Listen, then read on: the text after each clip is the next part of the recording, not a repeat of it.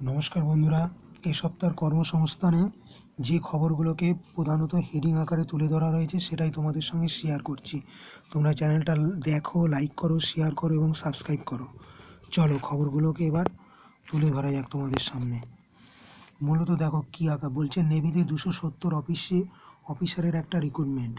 মূলত pilot, logistic, education, technical, hydrography, observer, একাধিক multiple রিক্রুটমেন্টের একটা রিক্রুটমেন্ট দিয়েছে নেভির তরফে। শর্ট সার্ভিস কমিশনে রিক্রুটমেন্ট হবে, এটা দেখে শুনে তোমরা অ্যাপ্লাই করবে। সুপ্রিম কোর্টে 241 কোর্ট অ্যাসিস্ট্যান্ট গ্র্যাজুয়েট ছেলেমেয়ের জন্য নিয়োগ। এইটা কিন্তু রিক্রুটমেন্ট নাম্বার, টোটাল ডিটেলস দেওয়া রয়েছে, সেটা দেখে নিয়ে অ্যাপ্লাই করতে পারো। এয়ারপোর্ট অথরিটিতে 83 জুনিয়র এক্সিকিউটিভ একটা রিক্রুটমেন্টের খবরও কিন্তু বেরিয়েছে।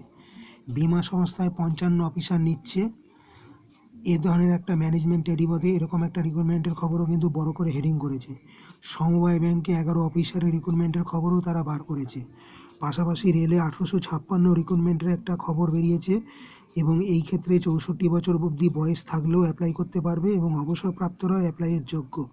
পাশাপাশি পরিবহন দপ্তরে 881 ড্রাইভার কন্ট্রাক্টর নিয়োগের রিক্রুটমেন্টের খবরও কিন্তু বেরিয়েছে।